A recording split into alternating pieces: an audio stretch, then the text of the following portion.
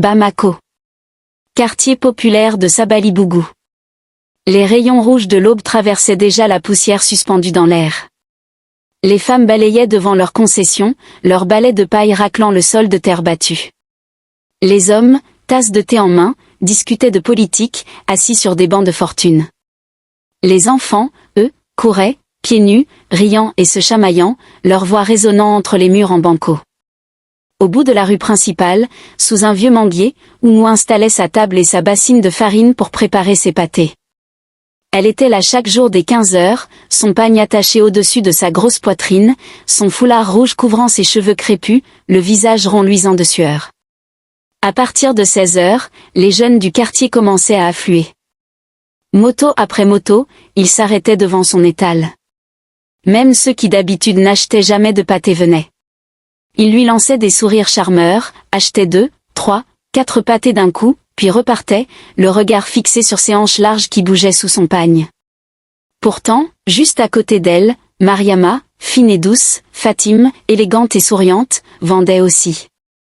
Mais les clients passaient devant elle sans même un regard et leur bassine restait toujours pleine. Les hommes passaient devant elle sans un mot, leurs yeux déjà attirés par Oumou. Tout le monde voulait Oumou. Et ce n'était pas pour rien. Chez elle, c'était une autre histoire. Une petite maison en banco, fissurée, avec un toit de tôle rouillé qui laissait passer l'eau en saison des pluies. Son mari Amadou, ancien maçon au chômage, restait allongé toute la journée sur un vieux matelas, les yeux perdus au plafond. Ses 3 enfants, faméliques, mangeaient du thau clair sans sauce, leur ventre ballonné par la faim. Chaque soir, elle posait ses quelques pièces devant son mari. Il ne la regardait même pas. Elle se mettait alors à genoux et priait. Elle priait pour qu'un miracle survienne.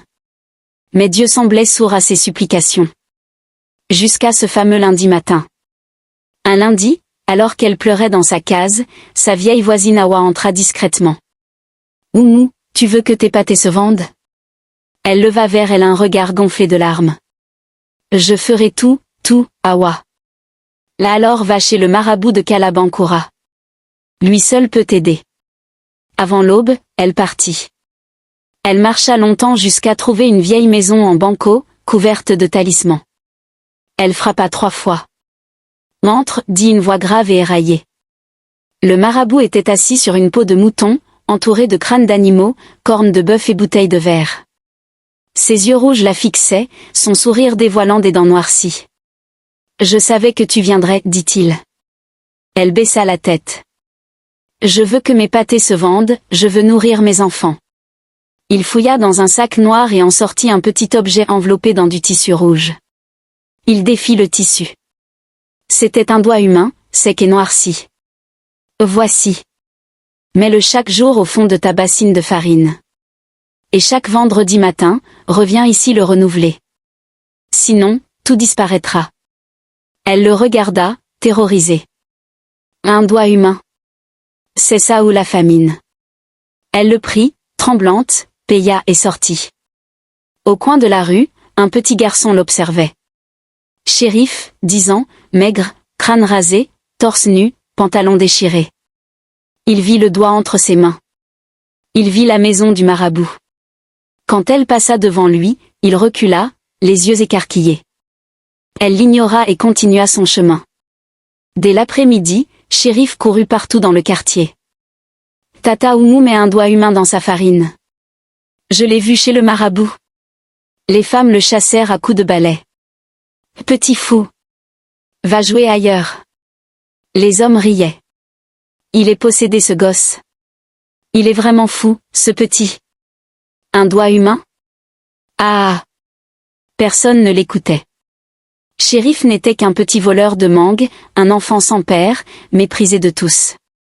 Dès ce jour, Oumou vendit tous ses pâtés avant le coucher du soleil. Les clients se bousculaient, s'insultaient pour être servis les premiers. Certains revenaient 2, 3 fois le même soir. Son mari, voyant l'argent affluer, se remit à lui parler. Ses enfants mangèrent enfin à leur faim. Et Oumou, pour la première fois depuis longtemps, souriait en priant. Mais la nuit, elle ne dormait plus. Des voix chuchotaient autour d'elle. Elle rêvait d'ombres sans visage qui lui tendaient des mains noires et décharnées. Une nuit, elle se réveilla en sursaut, trempée de sueur, en entendant son nom murmurer à son oreille. Oumou. Oumou, tu nous dois ton âme. Fatime, vendeuse de pâté depuis 10 ans, vit ses clients disparaître un à un. Chaque soir, elle observait Oumou. Pourquoi elle seule? Pourquoi ces pâtés avaient-ils ce pouvoir? Un soir, elle vit Chérif assis, tête baissée, devant son étal. Petit, pourquoi tu ne manges jamais ces pâtés? Il releva la tête, terrorisé. Parce qu'elle met un doigt humain dans sa farine, je l'ai vu. Le lendemain, Fatime appela Chérif derrière une vieille case abandonnée. Dis-moi tout, je te croirai. Alors il raconta tout. Le marabout, le doigt, les cris qu'il avait entendus depuis sa cachette. Fatime sentit un frisson glacé lui traverser la nuque. Avant l'aube, elle partit à Kalabankoura. Elle demanda aux vendeuses si elles connaissaient un marabout utilisant des doigts humains. Les vieilles femmes baissèrent la tête, terrifiées. Chut, tais-toi. Il est puissant, très puissant, elle comprit qu'il y avait du vrai dans les paroles de Chérif. En sortant du marché, Fatime vit 2 hommes vêtus de noir transporter un sac ensanglanté vers la maison du marabout.